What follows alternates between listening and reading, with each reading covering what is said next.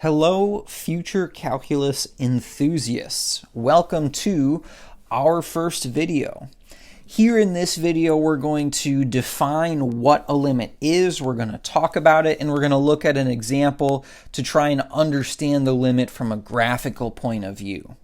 So the limit actually has a really technical mathematical definition. For our class, we're going to use this shorter and I think easier to understand version of that definition. It says we write the limit as x approaches c of f of x is equal to L, or another way we can kind of say that same statement is we can say f of x approaches L as x approaches c if f of x gets close to L as x gets close to c from both sides. Now, a few things that I want to talk about here before we hop into our first example. I said there's two different ways to write this limit statement. In our class and in our textbook, we are primarily going to be using this first definition, or that first equation, that I've highlighted right there. That second one you may see if you reach out to outside resources, but that first one is really what we're going to be using the vast majority of the time here in our class. It says, so okay, we write limit as x approaches c of f of x is equal to L if f of x, remember f of x from our function review, f of x is just another way to talk about a y value. So we can think about it if our y value gets close to L, where L is just going to be some number, as our x value gets close to c from both sides. The both sides that I'm referring to right here are the right-hand side and the left-hand side.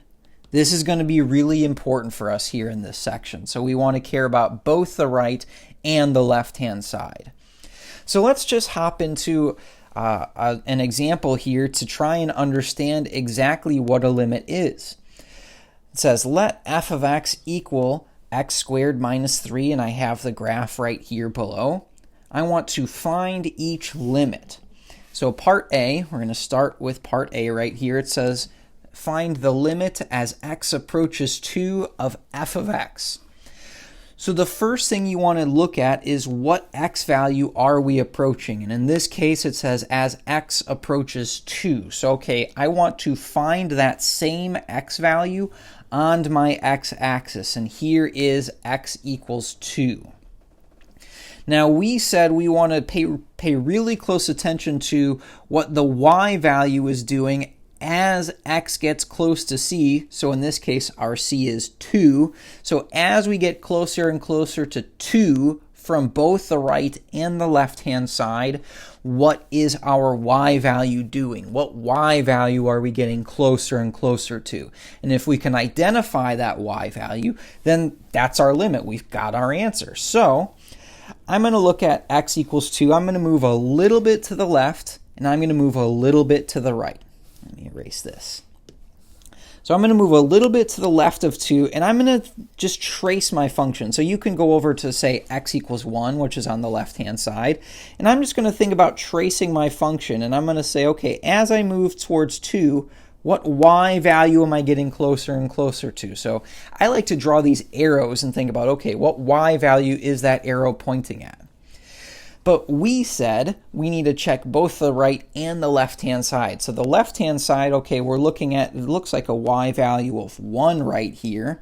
But let's just double check the other side of our function. You may want to move over to, say, x equals 3 right here. And as I trace my function from the right-hand side, what y value am I approaching? Well, it looks like both sides of my graph, both arrows, are pointing at this ordered pair, that point on my graph that I've just highlighted. Let me highlight it right here, this point right here. So because both the right and the left-hand side are pointing at that same y value, that's going to be our limit. So we'll look at that y value. Here that y value is 1, so we'll say the limit as x approaches 2 of f of x is equal to 1. Hey, look at that. We've evaluated our first limit. Congratulations.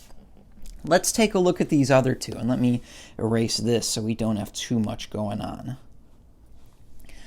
So next up in part B, it says I want to find the limit as x approaches 0 of f of x. So here, again, I'm going to start by identifying what x value are we approaching. In this case, it's 0.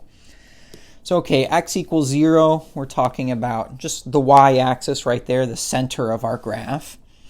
And again, I want to check both the left and the right-hand sides. I want to think about, okay, as I were to trace this function and kind of work my way back towards 0, what y value are we pointing at? So I may start a little bit to the left of 0, so I may say, okay, let's go over to -1, which would be right here on my graph. And as I work my way towards 0 from the left-hand side, what y value am I pointing at? Well, it looks like I'm pointing at -3. But let's check the right-hand side too, because those need to be the same. So in this case, we're going to move a little bit over to the right. So here at x equals 1, you might find where your function is at that point. And then just trace that function back to x equals 0. And here they're pointing at the same y value. They're pointing at the same point right here. The y value of that point that both arrows are pointing at is -3. So the limit as x approaches 0 of f of x is equal to -3. So hey, look at that. There we go. There's our second limit. Lastly, for this example, we're going to look at the limit as x approaches -3 of f of x. So once again, I'm going to identify what x value are we approaching. Here in this case, we're approaching -3. So I'm going to find -3 on my x-axis, which is right here. I might move a little bit to the left and a little bit to the right. I usually like to start on the left-hand side. So let's move a little bit to the left, so you can move a little bit. Here we can't go all the way over to -4, but we can start, say, right here. That's on the left-hand side of -3.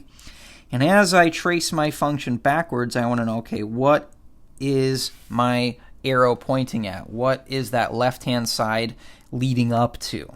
So it looks like it has a y value of 6. But remember, yep, we got to check that right-hand side too. So if I start on the right-hand side of -3 and work my way back, I can trace that function. What is that arrow pointing at? Okay, the arrows are pointing at this same point right here, here at y equals 6. So that is my limit. I can say, okay, here in this case, the left and the right hand are both pointing at the same y value. So here in this case, our limit is 6. That's the y value that the two arrows are pointing at. So this is a pretty simple example of a limit, but it's a really nice way to start to kind of develop an understanding a limit and what it tells us. In the next section here, in the next example, we're going to look at a slightly more complicated function, and we're going to see what happens if the left and the right-hand sides of our graphs are not pointing at the same y value.